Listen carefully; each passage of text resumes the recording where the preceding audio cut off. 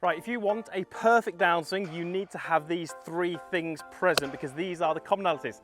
The great players in the world all have these present in their downswing. The first thing they have is an early pressure shift to that lead side. Every single golfer, especially with the iron clubs. It's a non-negotiable. You can't play golf well if you don't shift your pressure to the lead side early enough. So I'm going to give you a little exercise, a little drill which can help you feel it, and you can actually hit balls this way. So it's a great thing to do in practice, or if you've just got some time on the course and you want to work on this. So quickly, let's talk about what we mean by pressure shift. In the golf swing, we're looking to use the ground. We can't really move unless we put force through the ground. So in the backswing, I'm looking to shift pressure under my trail side. Many golfers do that well, but many golfers will either leave the weight there or they will move it to their lead side too late in the downswing. The great players, when they have their lead arm level with the ground in the downswing, so at this point here, they have already got about 80% of their weight to their lead side. That's very often more than many golfers believe, and it's earlier than many golfers believe. So this little exercise is really, really simple. You're going to take a 7-iron, you're going to take your sediment side of ball, you're going to stand with your feet pretty close together, about a club width. And then to start my backswing, I'm just going to take a little step to my trail side. So as I move the club away, I make a little step this way. And what you can see is happening as I'm doing that is it's just starting to put some weight and some pressure in that lead side. Once I've done that, I'm going to make a backswing. But when I get my hands to around about shoulder height, I'm going to lift up the lead foot and replant it. So let me show you what that would look like as a little drill. So we go trail side, lead side. And what you can see is even if I don't have a lot of speed there, it's starting to get my weight or my pressure to move exactly as we want it. And if I stop at this position here, yes, my lead arm has gone a little bit past that reference point that we used, but just look at where my body shape is. I'm now in a great position where if I turn through and just commit and keep my arm structure, I'm going to be landing the club over here. That's target side of the ball.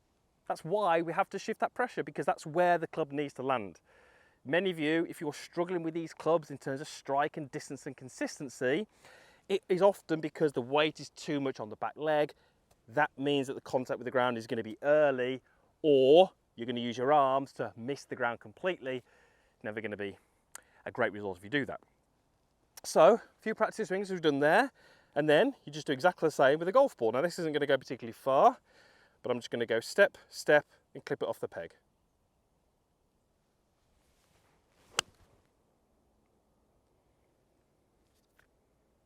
Pretty simple. That drill is going to get you moving your pressure to your lead side early, and that's the first thing that has to be present in your golf swing.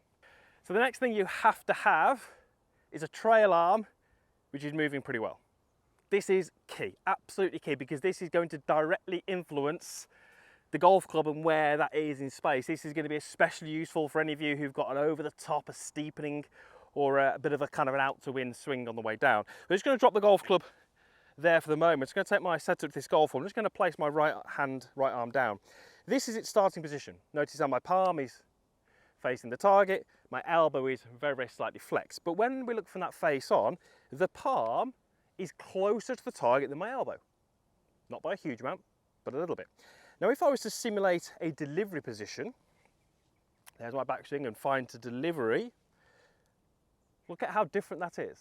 Look where my palm is facing. Not the target, it's facing down at the ground. And what's closer to the target? Well, it's now the inside of my elbow. That's closer to the target than the palm of my hand. And when we look from that down the line view, we can see how there's a little bit more bend in that arm. So understanding this movement is key. You know, we create that movement in the arm in the backswing. Many of you will do that, but what happens in the downswing is we take that structured arm or that arm position that we want and we kind of undo it. We make movements like this where you can see how the elbow is pointing up. And if we bring the golf club in, we can start to see how those movements that we don't want create some very, very awkward looking arm positions, and how my elbow is certainly no closer to the target than my hand.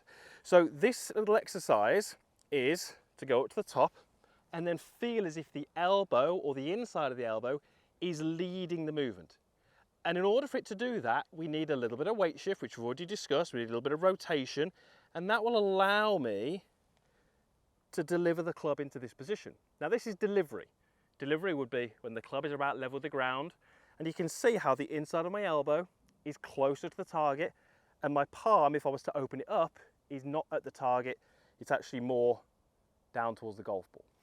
If you can learn how to take your trail arm from its starting condition and move it into a delivery condition, trust me, that could be the best thing you've ever done for your golf game, because from there, we can really deliver the club to the ball as we want it. We can compress it, we can put speed in the club, we can do all those things that really can elevate your game. So, if I was to go through from there, I should be able to hit a really low shot. So let's go ahead and do that. So I'm just going to go setup, up to the top, then I'm going to move my trail arm into this delivery position. There are my checkpoints, and then from there, as long as I just rotate through and extend that trail arm, we should be able to hit some really nice low shots. That's a 7-iron, half swing. It's going to go super low, but it's that delivery, and you can see, well, hopefully you can, where I've landed the club on the ground. So the great players will take a trail arm and they'll move it into this fantastic delivery position. There's none of this where the elbow's away. There's none of this flicking with that wrist. They store that energy and then they release it through the golf ball. So improve your trail arm and improve your golf shots. And the final thing that you need is your upper body working correctly relative to your lower body. So for this, we're going to use buttons on my top, and we're going to use belt buckle as the reference. Now, when I take a setup, these buttons are pretty much over the belt buckle, give or take. Now, we've spoken already in this video about how we move pressure to that lead side. That's important. But what we don't want is that to create some poor relationships between the upper and the lower. So what we often would see is golfer gets to the top. As they try to shift some weight or some pressure to the lead side, this happens. Now you can just see what's happened in my body shape. If I remove my arms on the club, I feel there's a little bit more pressure through that left side, but just look at where my buttons are compared to my belt buckle. Way behind. I've got now too much tilt through my upper body and too much tilt through my shoulders. So in actual fact, me trying to push the weight forwards had the effect of tipping my head back. Alternatively, if the instruction is to move weight forward, we can do it this way, and that's the complete opposite. Now these buttons are ahead of the belt buckle. We've got the opposite tilt. That's really going to give us an over-the-top move, and we can get very, very steep from there. So here's a little exercise I want you to do. Really simple, no golf club. You're going to take a setup. You're going to transfer pressure to your lead side, but from there, I want you to feel like you could jump straight up into the air. Let me explain what I mean. So I'm going to take a setup. I'm going to go back. I'm going to move pressure, but because I've got this above this, I could jump straight up. Watch what happens if I do it incorrectly. That's incorrect. If I try and jump, where am I going? I'm pushing myself backwards this way. Or if I move too much in this fashion here, again, when I jump, I'm being pushed forward. So we're trying to keep the upper stacked above the lower. And that's really important, because just moving your hips forwards doesn't mean you're going to be able to hit down, doesn't mean you're going to be able to put pressure on the golf ball. It's all about the relationship between the two. So, stacking my upper above my lower as I transfer pressure is the best way to really start to put the club on the ball in the most efficient way and get those beautiful ball striking.